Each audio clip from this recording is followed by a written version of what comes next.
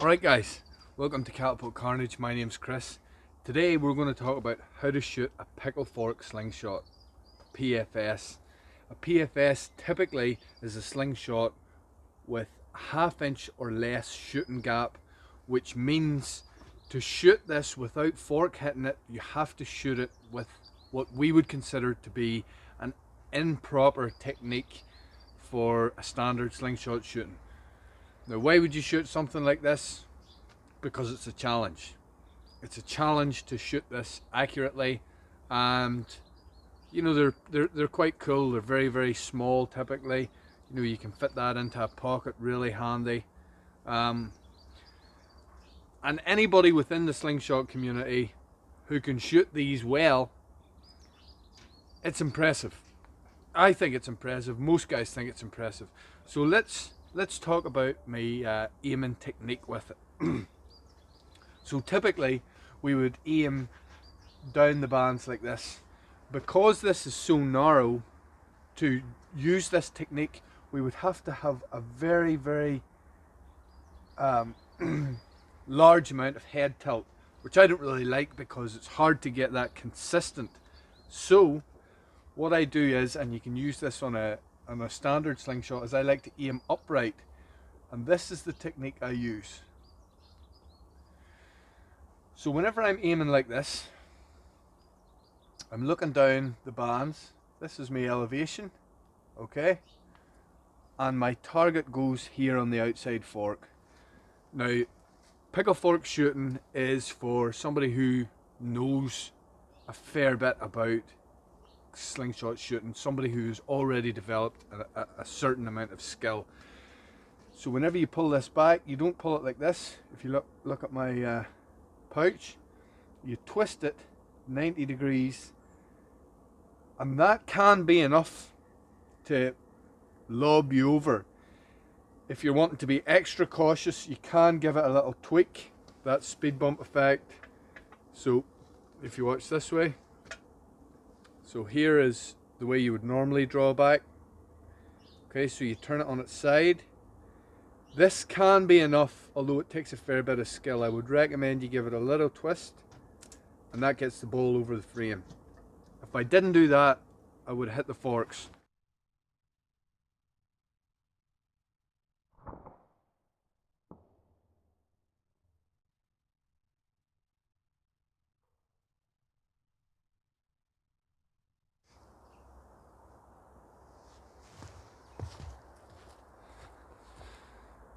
Right, so let's see if we can bust over these 5 cans.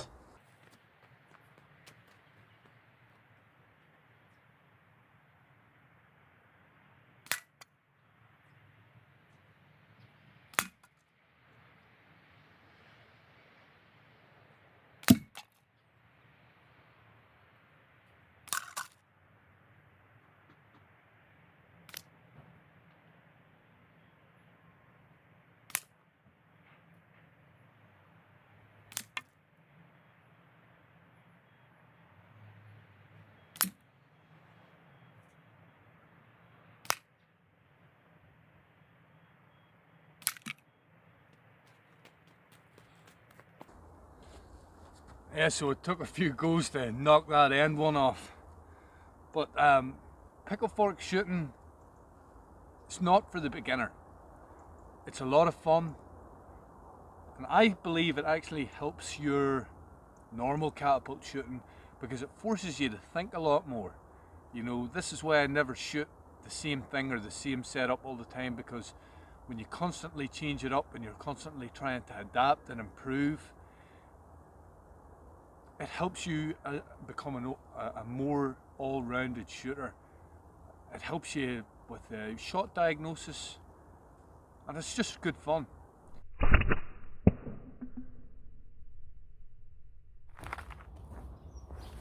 Okay, so that technique I just showed you guys is a pretty, what I would consider to be advanced.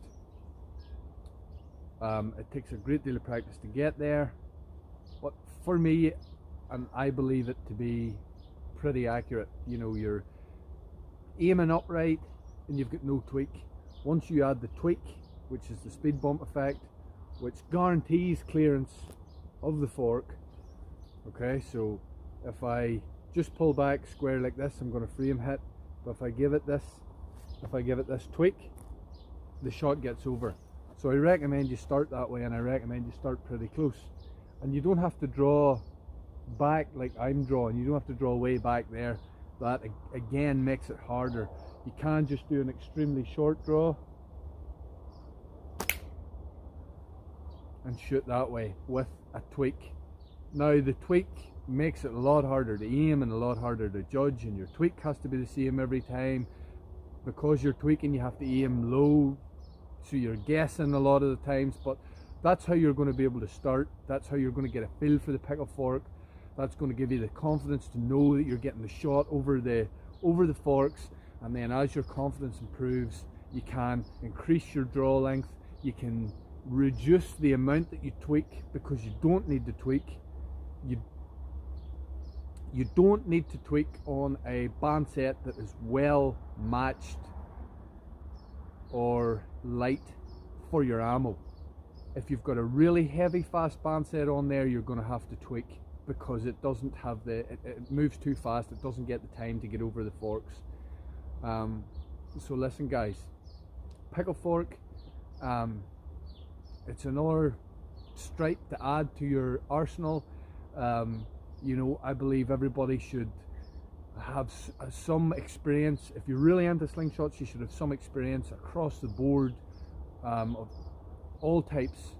You know, TTF, OTT, tubes, single tubes, loop tubes, pinch grip, hammer grip, base, or pinch grip, hammer grip, pinch grip, brace grip, you name it.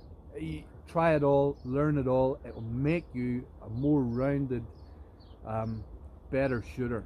I promise you that. So 1,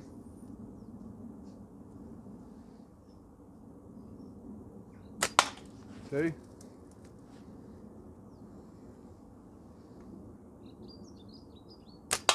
3, 4.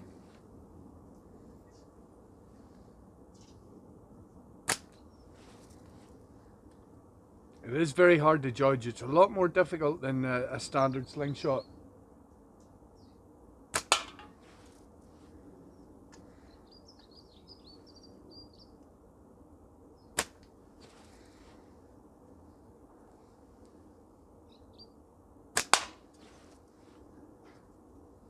Because I'm having to think and reassure myself that I'm not going to get a frame hit.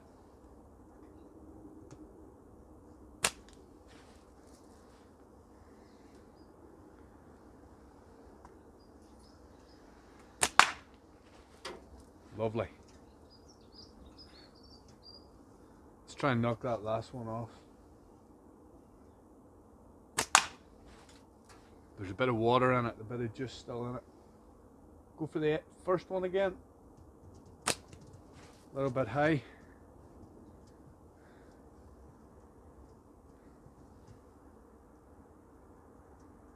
A little bit high.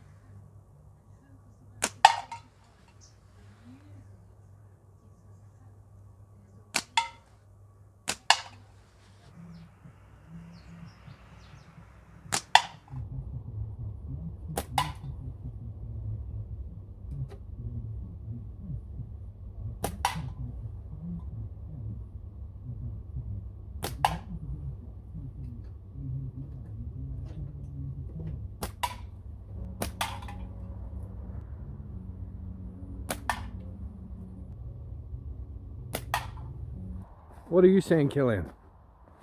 What are you saying? Who's that boy? Look. Yeah. See you next time.